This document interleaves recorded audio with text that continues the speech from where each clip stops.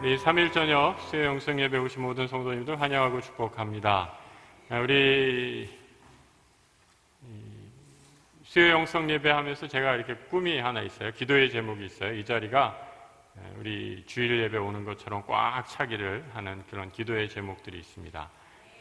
우리 청년들 우리 많이 자리해 주셔서 감사하고 수요 미식회 때문이 아니라 하나님을 사랑하는 마음에 끓는 우리 청년들이 이 자리를 말씀을 사모하는 청년들로 넘쳐나기를 기도하고요. 우리 성도들 바쁘고 또 바쁜 일상 중에서도 하나님 말씀을 사모하는 우리 귀한 믿음의 성도들로 이 자리가 꽉 채워지기를 함께 기도해 주시기 부탁드립니다. 오늘은 17번째 시간 계시록 12장의 말씀으로 사탄이 하는 일이라는 제목으로 함께 은혜 나누도록 하겠습니다. 우리 지난 시간에 우리 추석 연휴 시작되기 직전에 계시록 11장의 말씀을 다루었죠. 그래서 사탄 이 시대의 마지막 이 시대의 증인의 역할이 무엇인가라는 것에 대해서 함께 우리가 말씀을 나누었고, 증인이 걸어가야 할 길에 하나님의 환난과 또 핍박이 많이 있다라는 것들을 함께 나눴어요. 그 가운데서 하나님이 함께 하심을 우리가 함께 말씀을 통해서 살펴보았습니다. 우리 지난 월요일날 우리 북중 적경 지역 비전 트립 팀들 잘 다녀오셔서 감사하고요. 우리 증인의 귀한 역할들, 하나님의 말씀에 증거하신 증거되는 역사를 보고 돌아오신 줄로 믿습니다. 여러 성도님들께서 함께 기도해 주셔서 아무 탈 없이 건강하게 은혜롭게 잘 마치고 왔다라고 저에게 전해주셔서 저도 얼마나 감사드리고 우리 성도님들께 다시 한번 감사의 말씀드리겠습니다. 오늘은 12장의 말씀인데요. 이 영적 전쟁, 이 사탄이 우리에게 어떻게 싸움을 걸어오나, 그리고 왜 우리에게 이 믿음의 길, 성도의 길을 가는 게 영적 전쟁, 이를 피할 수 없는가라는 것을 한번 말씀을 통해서 상고해 보려고 합니다. 이 싸움을 걸어오니까 싸움이 시작이 되겠죠. 어떻게 영적 싸움이 시작이 되는가? 사탄은 우리를 절대로 가만히 내주지 않아요. 그래서 사탄이 공격하는 대상, 우리 삶의 여러 영역을 공격하게 되는데, 그 영적 싸움의 시작이 어떻게 되는가라는 것을 한번 살펴보도록 하겠습니다. 먼저 계시록 12장 1절을 보면 이렇게 시작을 하고 있어요. 우리 한번 같이 한번 읽어볼까요?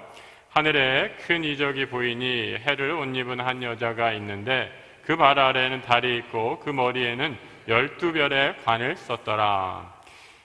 요한이 계시록을 쓸 때의 상황은 다 이렇게 드러내놓고 쓸 수 있는 상황이 아니었어요. 우리가 메시아를 기다립니다. 그 메시아의 이름은 예수 그리스도이십니다. 라고 이렇게 다 드러내놓고 쓸 수 없는 상황이었어요. 왜냐하면 교회에 엄청난 박해와 핍박이 임한 시기였기 때문에, 여러분, 박해와 핍박이 임했던 시대에 성도들의 삶은 어떻게 되는가? 신앙이 쉽게 얘기하면 코드화돼요. 암호화된다, 이런 말씀이에요. 그래서 이렇게 굉장히 상징적으로 그려지는 이유가 여기에 있습니다. 오늘 12장 1절에서도 이렇게 표현하고 있죠. 하늘에 큰 이적이 보이니 해를 옷 입은 한 여자가 있다. 여자가 있는데요, 여러분, 해를 입었어요. Clothed with sun, 해로, 빛나는 태양으로 옷 입었어요. 오늘 수요예배 오실 때 태양으로 옷 입고 온 여성분들 계십니까? 나 오늘 태양으로 옷 입었어.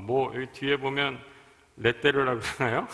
상표가 sun이라고 쓰여 있을지 모르겠지만, 정말 여기서 말하는 것은 진짜 그런 태양을 입어요. 빛나는 태양으로 옷 입은 여자가 있다. 그가 발 아래는 달이 있다. 그리고 머리에는 12별의 관을 썼다.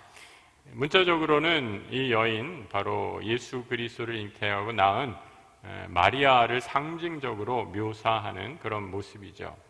그래서 이제 가톨릭에서는 이런 구절을 아주 극대화해서 마리아 찬가까지 이어지죠. 이 예수의 성모가 얼마나 위대하시냐, 이렇게 오늘 계시록에서 나온 것처럼 하늘로, 그래서 항상 이 마리아를 굉장히 화려하게 모습을 합니다. 그런데 이 여인, 여기서 나오는 여자는 우리 개신교 신학에서는 조금 더 다른 의미로 교회와 성도에게까지 확대되는 것을 볼 수 있게 됩니다. 아무튼 머리에 12별의 관을 쓰고 해로 옷 입은 여자가 있는데, 사탄이 이 여자를 공격합니다. 여러분, 왜 이 사탄이 여인을 공격하겠어요?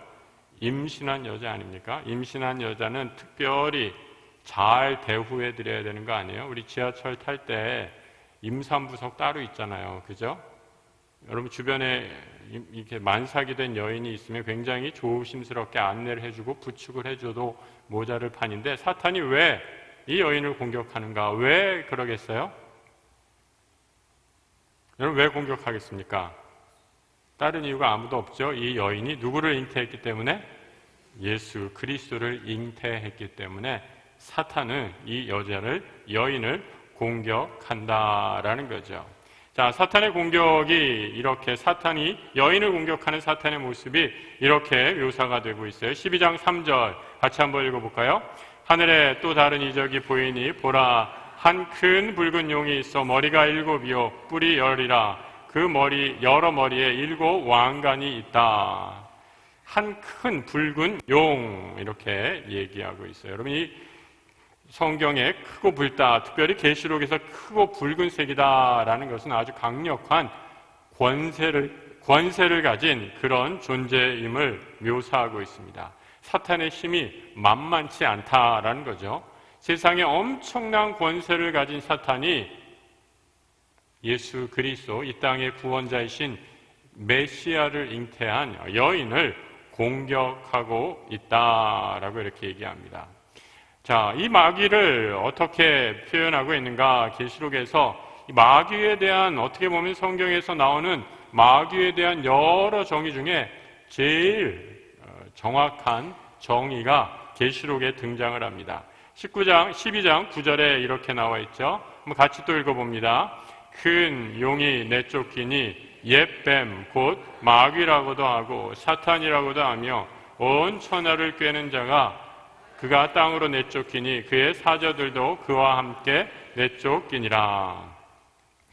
마귀의 여러 가지 이름이 있는데 바로 이 여러 이름이 계시록 12장 9절에서 다 등장하고 있습니다. 그래서 여러분, 우리가 이 어떤 것을 이것이 무엇이냐, what is this 이렇게 물을 때 그것의 이름을 잘 파악하는 게 얼마나 중요한지 몰라요.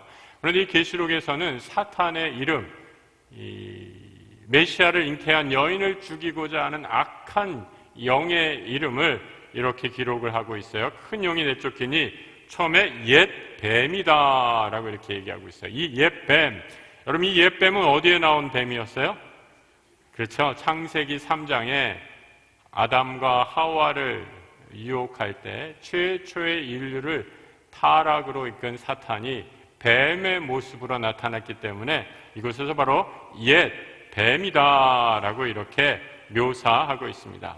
그런데 이 뱀의 정체, 이 뱀이 오늘날 이 땅을 기어다니는 그런 동물의 그런 뱀을 의미하는 게 아니라 아주 악한 세력인 뱀의 형상을 가진 이 사탄의 역할이 무엇이었는가?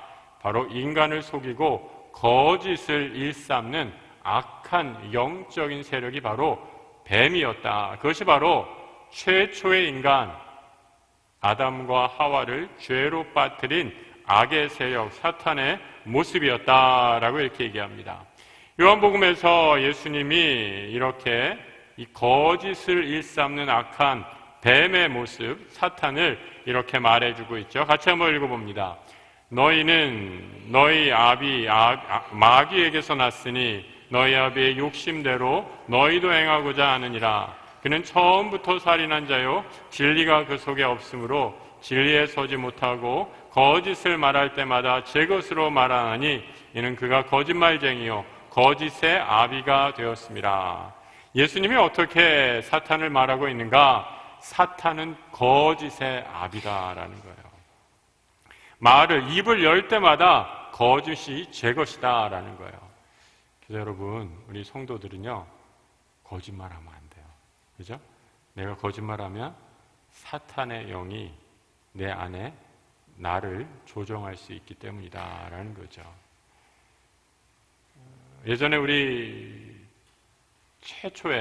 초창기에 개신교 선교사들이 이 땅 가운데 왔어요. 그때는 조선이라고 그랬죠. 조선 사람들이 하는 세 가지 특징이 있었어요. 세 가지 특징. 조선 남자들이 하는 거. 조선 남자들의 세 가지 특징. 하나는 술 먹고, 또 하나는 술 먹고 와이프를 패고, 마지막 하나는 술 먹고 와이프를 패고 거짓말하고 안 때렸다고. 분명히 자기가 때렸는데 안 때렸다고. 그러니까 선교사들이 대체 이 사람들 어떻게 사는 사람들인가, 정말 이 거짓의 영에 사로잡힌 사람들이 아닌가라고 하면서 하나님의 말씀으로 가르치면서 복음이 들어가고, 그러면서 자신의 그동안의 죄된 삶을 깨우치면서 회개하는 역사가 일어나게 되는 거죠.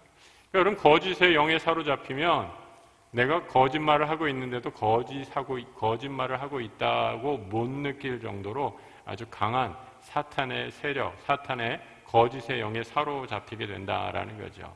그래서 여러분, 이 아담과 하와에게 이 사탄이 거짓을 어떻게 하나요? 네가 하나님이 그만 그 선악과를 먹으면 정말 죽을 것 같아? 아니야, 괜찮을걸?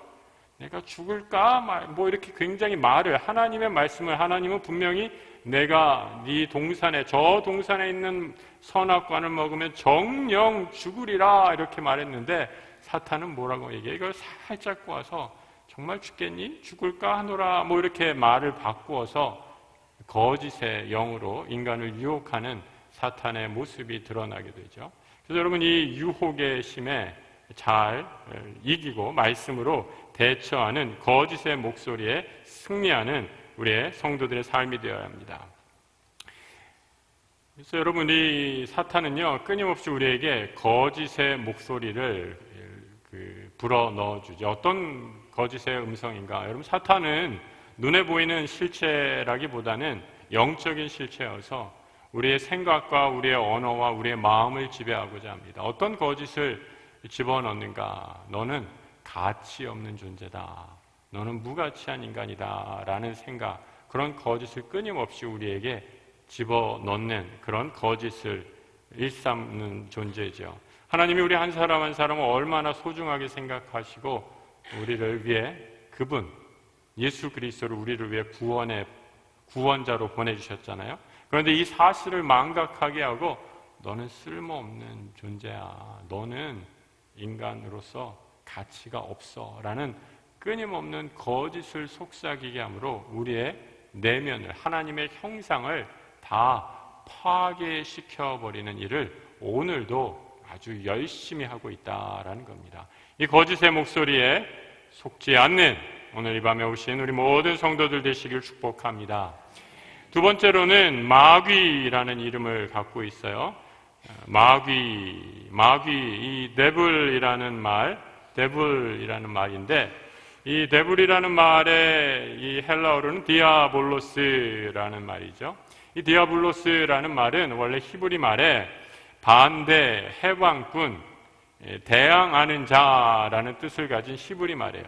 그 히브리 말을 예전에 70인역으로 옮기는 그런 과정이 있었어요. 1세기에서 2세기경에 꽤 오랜 시간을 거쳐서 70명의 성경학자들이 히브리 말을 헬라어로 옮기는, 그리그로 옮기는 과정에서 이 반대, 해방꾼의 의미를 가진 히브리 말의 사탄이라는 의미를 디아볼로스라고 이렇게 번역을 합니다. 그리고 이 디아볼로스가 영어의 디먼, 악마의 어원으로 이어지는 거죠.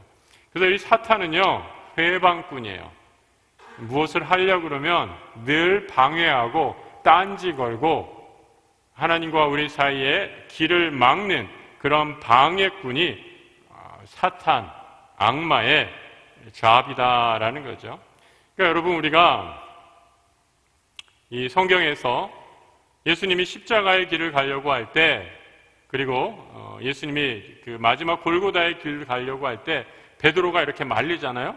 주님, 정말 안 됩니다. 무슨 말씀을 하세요? 제가 주님을 나서서 지키겠습니다 라고 이렇게 얘기할 때 뭐라고 예수님이 꾸짖어요? 베드로에게 사탄아 물러가라.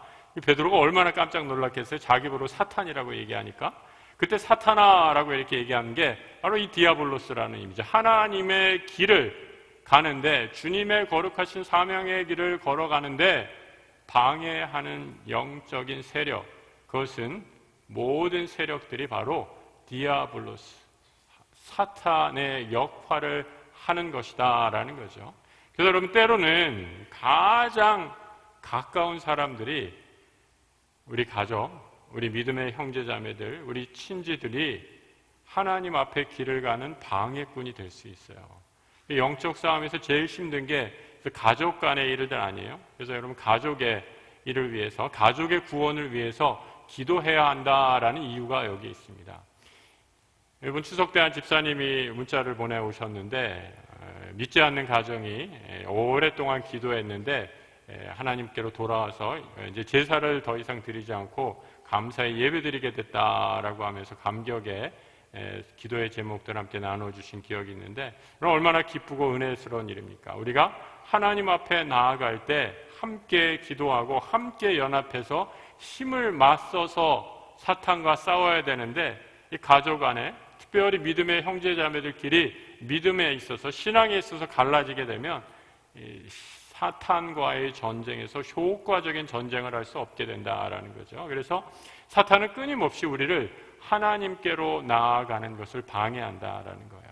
그래서 예수님이 형제나 자매도 버리지 않으면 하나님 나라의 제자가 될 수 없다라는 말씀의 의미는, 제가 여러 차례 말씀드렸지만 무조건 너 부모 형제 자매 다 버리라 라는 말씀의 의미가 아니라 우선순위에 대한 말씀이다라고 말씀드렸죠. 내 삶의 우선순위가 예수 그리스도가 되지 않으면 우리는 영적 전쟁에 있어서 우리의 가족에게, 우리의 가장 사랑스러운 사람들을 통해서도 사탄이 그들을 움직여서 우리가 하나님께로 나아가는 길을 방해할 수 있다라는 거죠. 그래서 여러분, 이 부부가 하나님 왜 남편과 아내로 불러주셨을까? 이 원리에 따라서 생각해 보면 저는 그렇게 생각해요. 둘 중에 하나는 꼭 깨어 있으라고. 사람이 어떻게 둘 다 잘 늘 신앙이 항상 100%, 남편 100, 아내 100 합해서 200%를 유지할 수 있겠어요? 때로는 늘 이렇게 고저가 있죠. 업앤다운이 있단 말이죠. 때로는 남편이 시험 들었을 때 아내가 깨어서 기도하고, 반대로 아내가 시험 들었을 때 남편이 깨어서 기도함으로 서로 하나님 앞에 중보의 역할을 감당하라고 남편과 아내를 불러주셨다라는 거죠. 우리가 좀 더 크게 생각해서 믿음의 공동체도 마찬가지예요. 왜 우리를 하나님 나라의 한 믿음의 공동체로 묶어주시고 하나로 불러주셨는가? 우리가 다 연약한 사람이기 때문에 우리 안에 때로는 힘들고 어렵고 사탄의 유혹에 넘어가 때로 미혹되고 쓰러지는 일이 있을 때 혼자 천국의 문을 향하여 달려가는 게 아니라 쓰러진 사람을 세워 일으켜서 함께 믿음의 길을 걸어가라고 하나님께서 우리에게 붙여주신 공동체가 바로 우리 이 자리에 계신 믿음의 형제 자매인 줄로 믿습니다. 옆에 분들 보면서 한번 이렇게 얘기해 주세요. 뭐라고 얘기할까요? 옆에 분들 보면서 내 손을 잡아주세요. 이렇게 한번 얘기해 주세요. 꼭 한번 잡아주세요, 여러분. 꼭 잡아주셔야 우리가 시험을 받을 때 일어날 수 있고 실패하지 않고 승리할 수 있을 줄 믿습니다. 이 사탄의 모습이 뭐라고 얘기하는가? 오늘 10절에 이렇게 얘기하고 있죠. 밤낮으로 참소하는 자. 이 영어 성경을 보니까 day and night, 밤낮으로 accuse 한다, 고발한다라는 거예요. 사탄은 뭐라고 얘기하는가? 하나님 앞에서 우리가 네가 무슨 하나님 앞에 증인의 삶을 사느냐, 너 가진 게 뭐냐라고 늘 우리에게 하나님의 길을 걷지 못하도록 늘 우리를 고소하고 고발하고 우리를 신앙에 있어서 아주 그냥 용기를 잃게 만드는 역할을 하는 선수다라는 거죠. 이 사탄의 계략에 우리가 잘 깨어 분별할 줄 알아야 된다라는 거죠. 그래서 이 사탄의 시험에, 이 밤낮으로 참소하는 자의 시험을 한번 당하게 되면 어떤 현상이 일어나는가? 이 분열하고 갈라지게 됩니다. 말씀드렸잖아요. 하나님께 나아가는데 방해하고 회방을 놓기 때문에 남편과 아내 사이가 갈라지게 됩니다. 사탄의 방해로 아담과 하와가 에덴 동산에서 쫓겨나고 두 사람이 믿음의 길을 걸어가지 못하게 되잖아요. 형제와 형제가 사람을 죽이는 아벨과 가윈이 서로가 형제를 죽이는 형제 살인의 사건들이 일어나게 되지 않아요? 사탄이 회방함으로 끊임없는 분열과 갈등, 폭력의 역사가 시작이 되게 된다라는 거죠. 사탄은 또한 반대자이고 적대자이다라는 거죠. 이 사탄은요, 그래서 얼마나 아주 민감하게 우리를 공격하는지, 사탄이 여러분이 제일 약한 것, 제가 제일 약한 것, 여러분이 제일 약한 것을 너무나 잘 알고 그를 공격합니다. 사탄은 영적인 존재이기 때문에 그래요. 여러분, 내가 생각하기에 내가 사탄의 공격에 제일 취약한 부분이 어디 있는가 한번 생각해 보세요. 아이, 그래, 이 정도는 다 하잖아. 혹시 이런 부분 있어요? 다른 사람들도 다 이렇게 하는데 뭘. 그러고 늘 했던 죄를 반복해서 짓는다면 여러분, 이미 여러분은 사탄의 계략에 넘어가 있는 것입니다. 사탄은 우리의 가장 연약한 부분을 공격하고 그것을 유혹에 빠뜨려서 우리를 넘어지게 하죠. 여러분, 유혹에 빠져서 죄에 빠진 사람의 첫 번째 특징이 뭐냐면 그 죄를 정당화하는 거예요. 인간이라는 것은, 이 인간이라는 존재는요, 한번 죄에 빠지게 되면 얼마나 진짜 이 놀라운 그 두뇌 작용을 하는지, 자기가 지은 죄를 정당화하기 위해서 끊임없이 그 구실을 만들어내죠. 사탄이 예수님의 이 광야에서 시험을 할 때, 여러분, 예수님이 정말 필요한 것을 딱 찔러 오잖아요. 40일 동안 금식한, 정말 줄일 대로 줄인 그 예수님을 향해서 뭘로 유혹을 해요? 이 돌을 떡이 되게 하라. 이 돌을 빵이 되게 하라. 네가 먹을 것을 만들어서 너의 주림을 채우고 인간에게 있는 모든 배고픔의 문제를 해결하라는 거예요. 여러분, 이것만큼 메시아로서의 아주 유혹되는 시험이 어디 있어요? 이 땅에 온 메시아가 먹을 것, 배고픔의 문제, 경제의 문제, 빈부의 격차를 해결한다라고 한다면 그야말로 메시아로서 정말 영광을 받을 만한 그런 일 아니겠습니까? 그런데 예수님이 사람이 떡으로만, 빵으로만 살 것이 아니요 하나님의 말씀으로 살 것이다 라고 하면서 사탄의 유혹을 물리치게 되죠. 두 번째 시험이 무엇이었나요? 이 높은 곳에서 점프해서 너의 능력을 보여줘라. 예수님이 지금 막 광야에서 사역을 시작하면서 그 높은 곳에서 뛰어내린다면, 그래서 내 몸이 하나도 다치지 않는다면 모든 사람들이 너를 메시아로 알아볼 것이 아니냐. 그런데 우리 주님께서 이 유혹을 말씀으로 또한 물리치죠.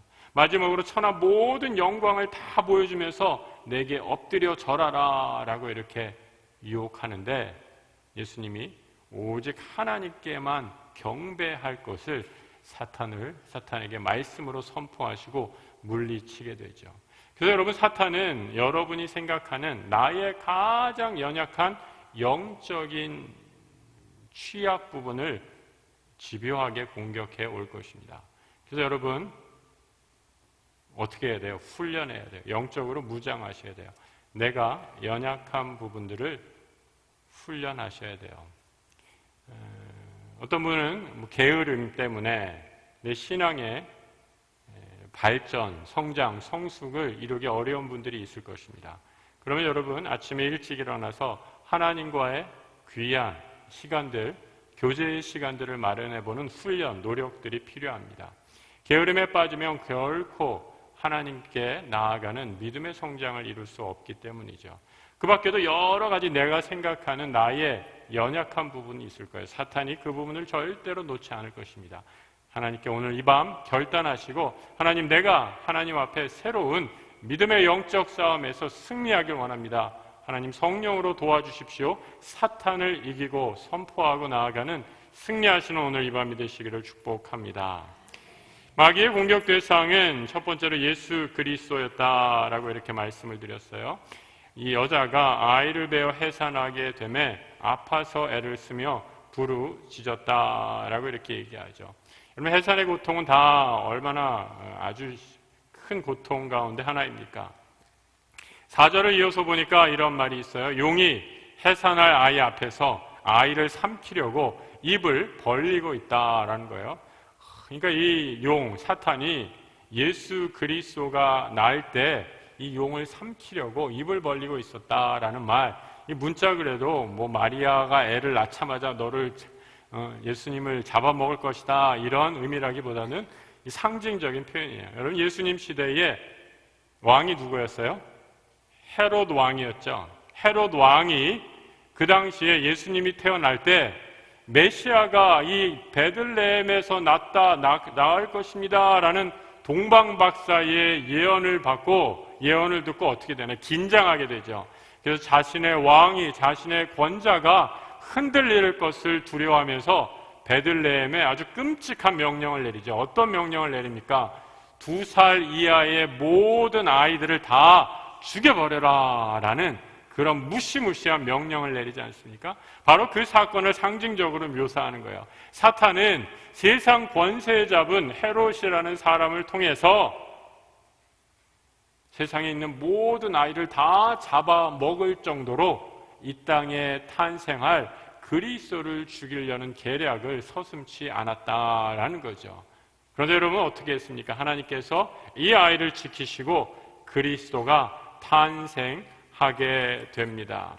여자가 아들을 낳으니, 5절이에요. 12장 5절. 이는 철장으로 만국을 다스릴 남자라. 그 아이를 하나님의 앞과 보좌 앞에 올려가니라 라고 이렇게 말씀하고 있어요.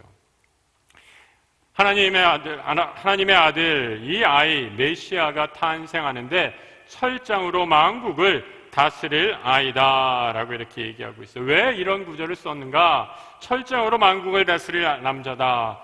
여러분, 이 구절은요, 제가 말씀드렸죠. 이 요한은, 계시록을 쓴 요한은 성경의 거의 박사였어요. 구약에 있는 모든 성경을 다 암송할 정도로 이 성경을 해박한 지식을 갖고 있었던 사람이 분명해요.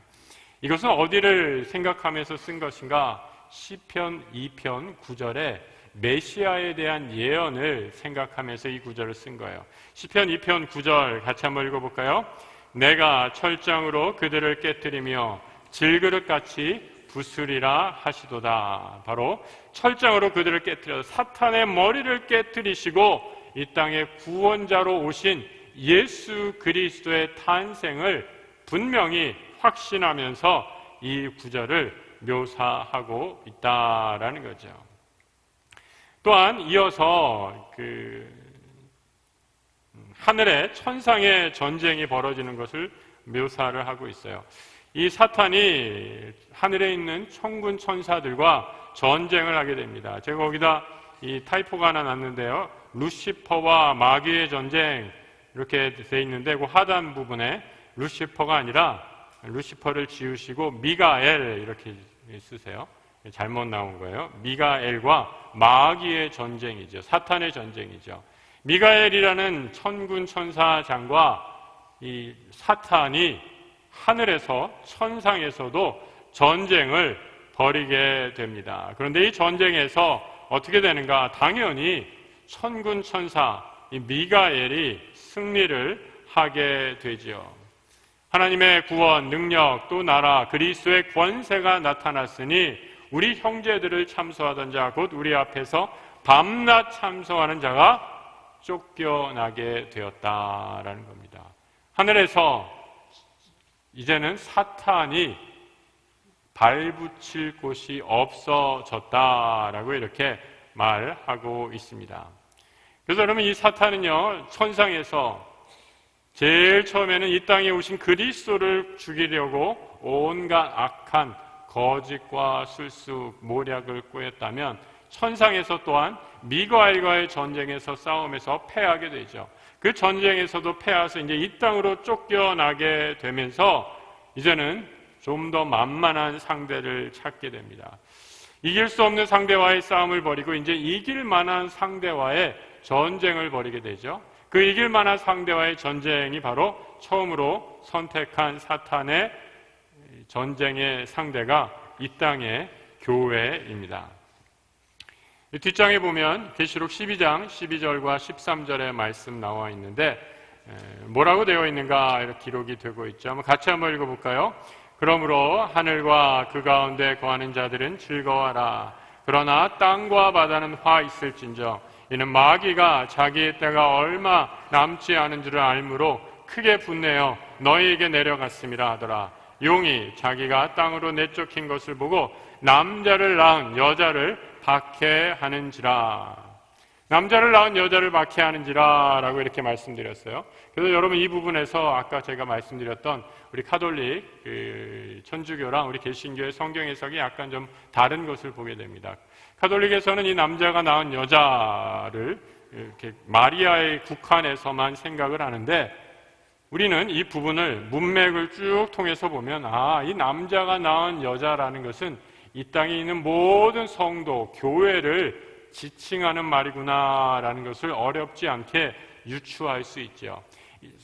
천상에서 쫓겨난 사탄, 이 사탄이 이 땅에 와서 이제 자기의 때가 얼마 남지 않은 것을 보면서 하는 일이 뭔가?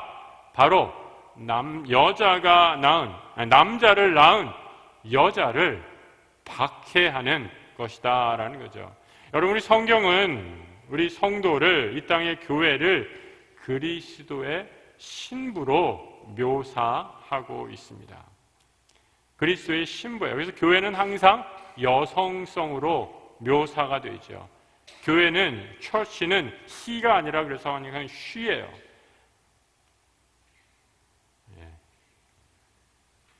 이상한 말해서 죄송합니다. 여성으로만 묘사가 되기 때문에 이 교회는, 그리스도는, 여자가 남자를 낳은 여성은 바로 교회로 봐도 무방하다라는 거죠.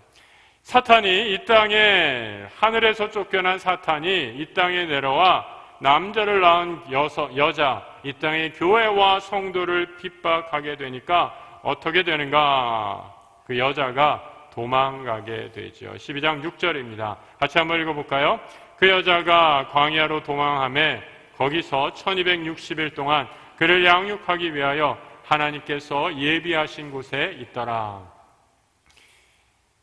사탄의 핍박을 받은 여성, 이 땅의 교회들이 광야 생활에 들어가게 됩니다. 광야 생활, 그 기간이 얼마였다고요? 1260일, 대략 3년 반, 3.5년 기간 동안 광야의 시간을 받게 돼요. 그런데 여러분, 이 광야의 시간이 그냥 무의미한, 진짜 사막에 가서 엄청 고생하고 정말 죽을 고생하는 그런 시간이 아니라 뭐라고 얘기하고 있어요? 1260일 동안 그를 양육하기 위해 하나님께서 예비하신 곳이 바로 광야였다라고 이렇게 말씀하고 있습니다. 그럼 하나님은요, 우리 성도들을 광야 학교에 입학시키십니다. 광야 학교에서, 이 땅에서 사탄과의 싸움에서 이길 힘을 주시고 말씀의 꼴로, 기도의 힘으로 무장시키시고 우리를 사탄과의 영적 전쟁에서 쓰러지지 않고 패하지 않는 강한 군사로 거듭나게 하는 줄 믿습니다. 여러분, 지금 우리 교회의 위치는 어디예요? 지금 우리 교회의 위치는 약수동 다산로에 있는 교회이지만 진짜로 우리 교회가 위치한 영적인 위치는 바로 광야에 있다라는 사실을 꼭 기억하시기 바랍니다. 이 땅의 광야에 위치한 교회는 그래서 늘 사탄의 세력, 어둠의 세력에 공격을 받게 되어 있지요. 불편한 시기입니다. 인내해야 할 시기입니다. 영적 전쟁터입니다. 하지만 이 광야에서 하나님께서 우리를 양육하신다라고 분명히 약속하십니다. 하나님은 광야에서 우리를, 어린 아이를 하나님의 믿음의 군사로 양육하시기 위해 우리를 광야 학교에 집어넣으신다라는 거죠. 그래서 여러분, 우리는 믿음의 훈련을 게을리해서는 절대로 안 됩니다. 이 훈련에 게을리했다가는 어떻게 되느냐? 사탄의 딱 좋은 공격 대상이 된다라는 거죠. 핍박을 견디는 힘이 무엇인가? 핍박을 견디는 힘이, 왜 우리가 핍박을 견딜 수 있는가? 광야에서 사탄이 그렇게 우리를 공격해 와도 우리가 이 사탄의 공격을 이길 수 있는가? 출애굽기에 보면 광야에 들어간 이스라엘 백성, 하나님께서 낮에는 구름 기둥으로, 밤에는 불 기둥으로 인도해 주시는 것을 보게 되죠. 마찬가지로 사탄의 공격 가운데 있는 이 땅의 교회, 광야 가운데 있는 이 땅의 교회와 성도들을 하나님이 어떻게 지키시고 보호하시는가? 계시록 12장 14절에 이렇게 말씀하고 있습니다. 그 여자가, 같이 읽어볼까요? 그 여자가 큰 독수리의 두 날개를 받아 광야 자기 곳으로 날아가 거기서 그 뱀의 낯을 피하여 한 때와 두 때와 반 때에 양육받으매. 여러분, 이 독수리의 날개로 광야에 있는 교회, 그 여자를 보호하신다라고 이렇게 말씀하고 있어요. 여러분, 제가 그 아래 영어로 12장 14절을 한번 써왔어요. 우리 나눠드린 유인물에 영어를 한번 보면 영어가 너무 많아요. 이거 다 읽지 않을 거예요. 그런데 우리가 다 알 수 있는 영어, 그 혹시 밑줄 그어 있나요? 예, 밑줄 그어 있는데 Two wings of a great eagle 이렇게 돼 있죠. 독수리의 큰 날개로. 여러분, 지금 우리는 하나님께서 광야에 있는 우리 성도들을 독수리의 큰 날개로 하나님께서 우리를 품어주고 계시는 줄 믿으시는 이 밤 되시기 바랍니다. 하나님이 독수리와 같은 큰 날개로 우리를 품어서 우리를 절대로 사탄의 먹이가 되지 않도록, 사탄의 영적 싸움에서 지지 않도록 우리를 보호해 주시고 지켜 주신다라고 말씀해 주고 있습니다. 그리고 또 하나, 광야, 이 광야라는 것은 어떤 것이냐, 와일드니스라는 것은 어떤 것이냐, 그 다음 줄에 보면 이렇게 되어 있죠. 다 말 많으니까 take care of 이렇게 되어 있어요. take care of, taken care of for a time 이렇게 되어 있죠. 우리가 학교 다닐 때 영어 공부 아무리 안 했을 때도 take care of something 이거 배웠잖아요. take care of something. take care 하는 건 뭐예요? 생각해주고 보호해주고 돌봐준다라는 거예요. 하나님께서 우리를 독수리의 두 날개로 이렇게 품으셔서 take care of 하신다라는 거예요. 어느 동안? 두 때 반 동안. 두 때 반. 그러니까 여러분, 이 두 때 반이라는 게 뭐냐? 광야의 1260일 3.5년 동안, 그것을 바로 두 때 반 이렇게 얘기하고 있어요. 왜 두 때 반이라고 얘기했는가? 자, 보세요. time and a half a time 이라고 얘기하고 있어요. 시간을 하나 더하고 하나와 2분의 1 더하면 3.5가 되는 거잖아요. 광야에 있는 모든 시간을 다 더해서 하나님께서 우리를 지켜주시고 인도해 주셔서 사탄의 어두운 세력 가운데 우리를 지키시고 보호해 주시고 승리의 길로 인도해 주시겠다 약속해 주고 계십니다. 하나님께서 우리에게 독수리 날개로 우리를 지키시며 보호해 주십니다. 그래서 이 땅의 교회는 사탄의 권세가 흔들 수 없는 하나님의 권세 안에 있는 예수 그리스도의 거룩한 공동체이죠. 사탄이 이제 교회 공동체를 흔들려고 해도 실패로 돌아가니까 이제 마지막 남은 이제 각계의 전투에 들어가게 되죠. 12장 17절 같이 한번 읽어봅니다. 용이 여자에게 분노하여 돌아가서 그 여자의 남은 자손 곧 하나님의 계명을 지키며 예수의 증거를 가진 자들과 더불어 싸우려고 바다 모래 위에 서 있더라. 이제 여자에게 분노했어요. 교회와의 싸움에서도 사탄이 지금 2전 2패했어요. 다 패하고 두 번 싸움에서 하늘에서도 얼어 터지고 이 땅에 와서 이제 내 때가 얼마 남지 않아서 여자를 공격했는데 그 여자에게도 얻어 터지고 이 땅의 교회에게도 얻어 터지고 이제 남은 마지막 상대 누구입니까? 하나님의 계명을 지키며 예수의 증거를 가진 자들과 더불어 싸우려고 모래 위에 섰다라는 겁니다. 그냥 교회 다니는 사람이 아니에요. 여러분, 누구와 싸우려고 하고 있어요? 예수의 증거를 가진 자들과 싸우려고 든다라는 거죠. 이 영적인 전쟁에서 사탄도 여러분 딱 상대를 알아봐요. 누구를 공격하느냐? 하나님 앞에 열심히 있고 무장된 사람들을 집중 공격합니다. 그럼 적당히 교회 나가고 늘 예배 나와서 좋은 사람들은요, 사탄이 사실 별로 신경도 안 쓰죠. 왜요?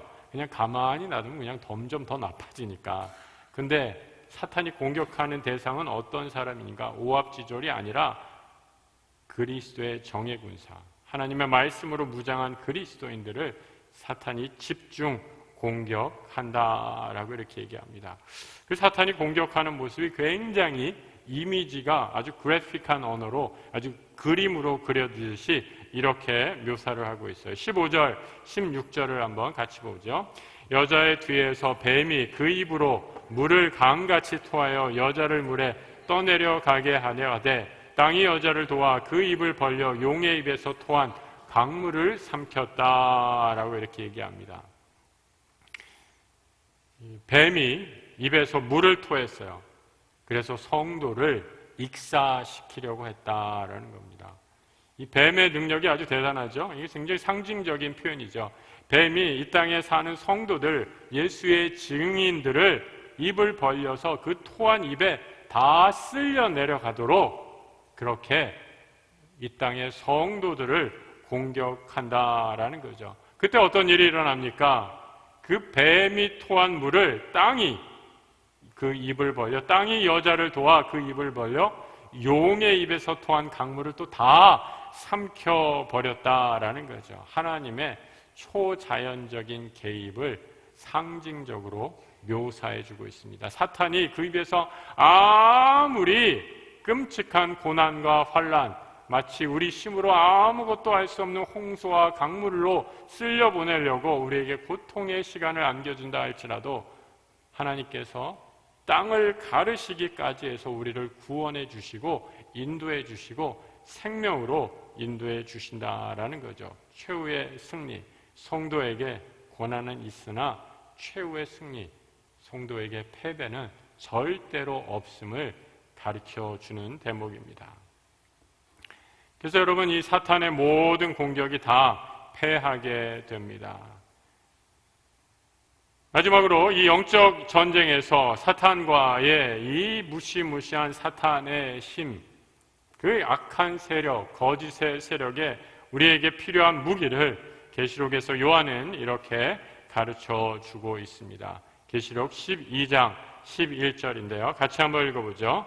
또 우리 형제들이 어린 양의 피와 자기들이 증언하는 말씀으로써 그를 이겼으니 그들은 죽기까지 자기들의 생명을 아끼지 아니하였도다. 영적 전쟁에서 승리하는 3종 무기 세트가 이제 판매가 시작이 됐습니다. 여러분 오늘 밤에 꼭 사셔야 돼요. 여러분 요즘에 TV 가끔 보면 그런 거 하잖아요. 뭐라고 그러죠? 홈쇼핑에서 지금 자막으로 몇 분 사셨어요? 몇 개 안 남았어요? 지금 계속 나가고 있어요. 오늘 밤에 꼭 사셔서 돌아가셔야지. 이거 3종 세트 구비 안 하시면 어떻게 될지 저도 장담 못 하겠습니다. 첫 번째 무엇입니까? 어린 양의 보혈. 우리 그리스도의 피를 의미하죠. 사탄은 우리를 끊임없이 너는 죄의 자녀다. 너는 형편없는 존재다. 너는 죄의 노예다. 너는 내까지 게 무슨 하나님의 자녀냐라고 이렇게 거짓으로 고소한다라는 거죠. 그 고소에 온갖 사탄의 거짓을 물리칠 힘, 바로 예수 그리스도의 보혈이다라는 거죠. 나는 연약하고 나는 부족하고 나는 늘 쓰러지지만 나를 구원해 주신 그리스도의 보혈은 나를 정케하는 힘이 있음을 믿을 때 그 예수 그리스도의 보혈의 힘이 나를 승리로 이끄는 사탄과의 영적 전쟁에서 승리케 하시는 힘이 된 줄로 믿으시는 이 밤 되시기 바랍니다.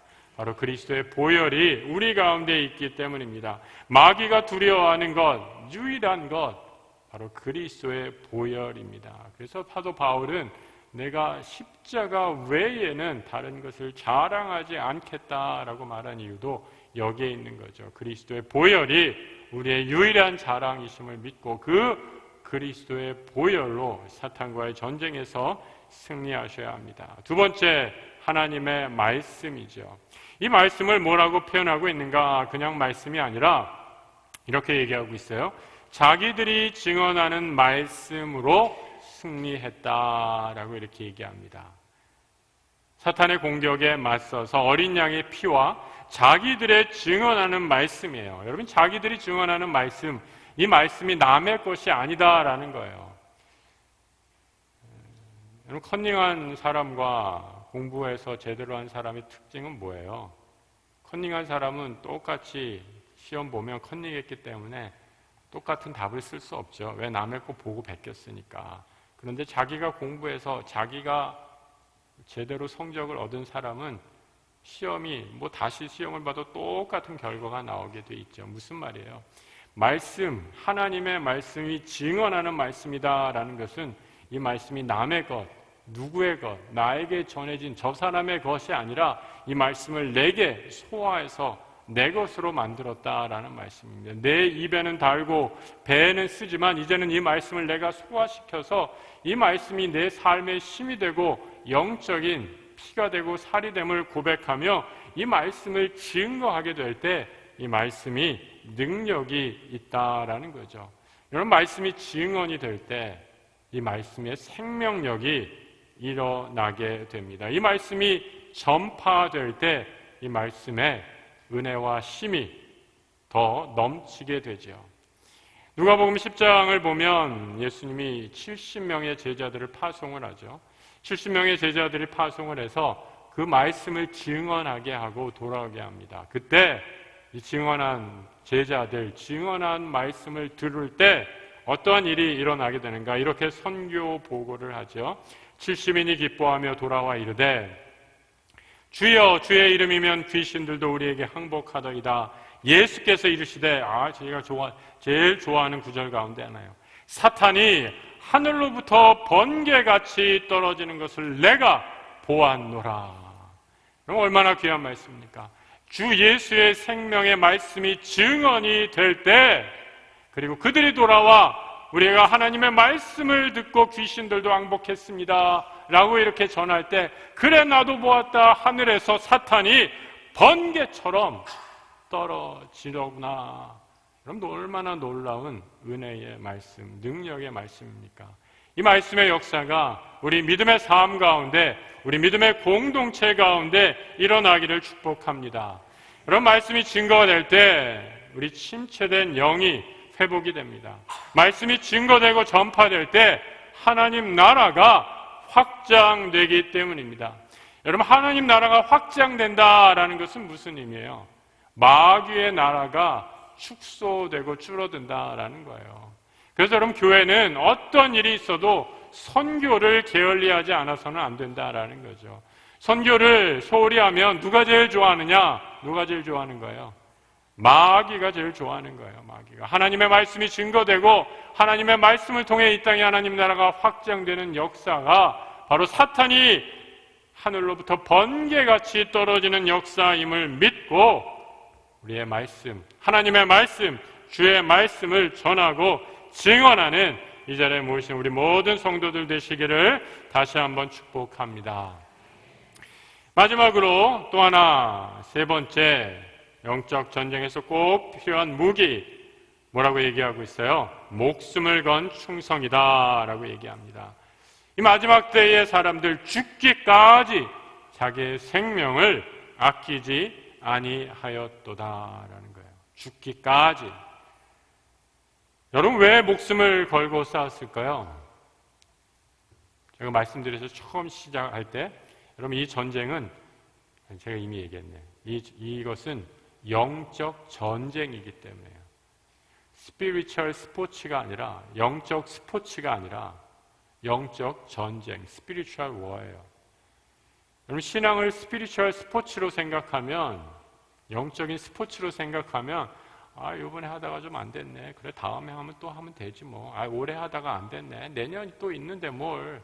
얼마든지 이렇게 생각할 수 있어요. 그런데 우리가 하는 영적 싸움, 영적 전쟁은 전쟁입니다. 전쟁은 사느냐 죽느냐, 승리하냐 패배하냐 딱 두 가지 선택밖에 없습니다. 이 사실을 꼭 기억해야 하죠. 마지막 때의 믿음의 사람들은 자기의 생명을 아끼지 아니하였다. 목숨을 걸고 예수 그리스도의 보혈의 피를 붙잡고 하나님의 말씀을 의지하여 목숨을 아끼지 않고 증거하고 싸웠을 때 그들에게 승리가 주어졌다라는 거죠. 바울도 이 마음으로 내가 죽어도 주를 위하여 죽고 주를 위하여 살아도 주를 위하여 살겠다 하면서 사나 죽으나 우리가 주의 것이니라 라고 이렇게 고백하고 있습니다. 이 영적 전쟁에 임하는 우리의 마음을 다시 새롭게 하시는 이 밤 되시기를 우리 주님의 이름으로 축복합니다.